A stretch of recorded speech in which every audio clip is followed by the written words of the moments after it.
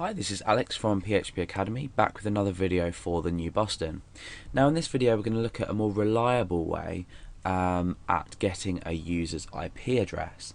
Now in previous examples we've used $_server and then we've used remote address. Now this isn't always an accurate depiction of the user's IP address. For example, they might be on a shared network, so they might be, let's say a router may exist with a few computers, or you may have someone using a proxy.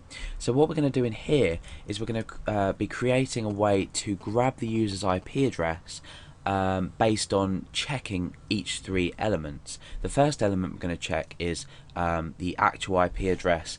Let's say I was on a shared network. I don't want the IP address to start with 192. I want it to be the actual IP address.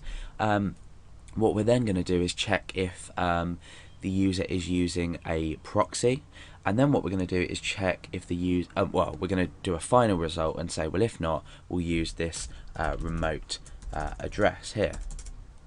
So let's have a look at what we need to set variable wise in order to perform our check. So we need some kind of values, and we're always going to be using this server preset set of environmental variables, but we're going to be doing things slightly differently.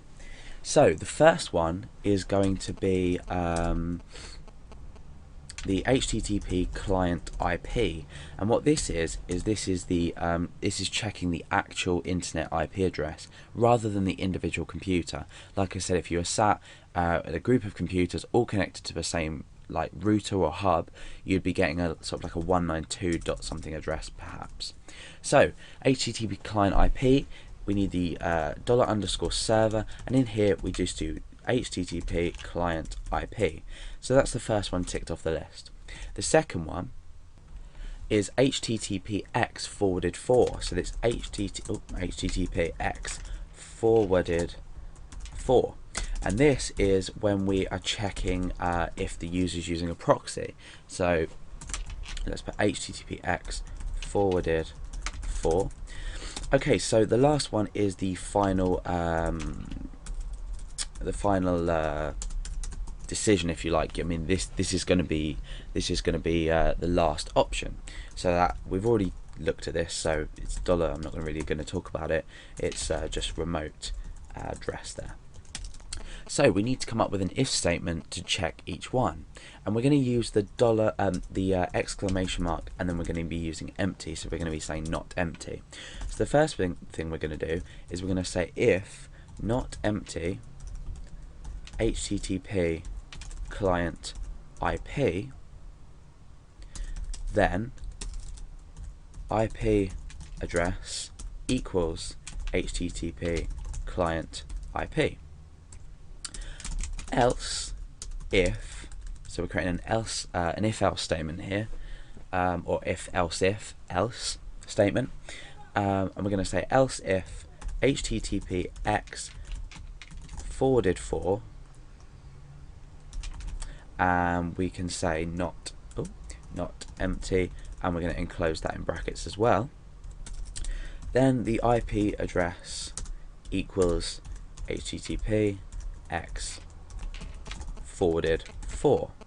Okay, then last we're just going to say if none of these have been detected and they're all empty, then the IP address is going to be equal to remote address.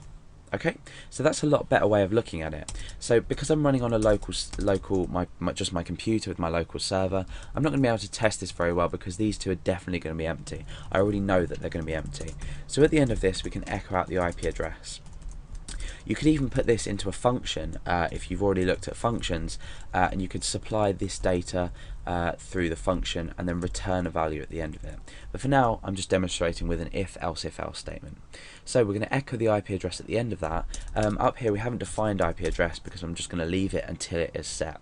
So we're going to echo IP address. Let's just refresh the page, and you can see, oh no, nothing's happened. So let's have a look. Okay, yeah, so I've missed off a D on there. Okay, so now let's refresh and we can see that we'll be given the value 127.0.0.1. However, you are feel free to test this on your own thing, upload it to a web server, connect to the internet, test it wherever you can, just to check that everything's working. So this is a lot better way to grab a user's IP address, just by checking 3 different possibilities before we come to the conclusion that this is the address. This isn't entirely foolproof, but it is a lot better way. So if you are thinking about storing a user's IP address, try to use this. And like I said before, if you put it in a function, it's going to be a lot better and easier to use. And you can reuse that code over and over again.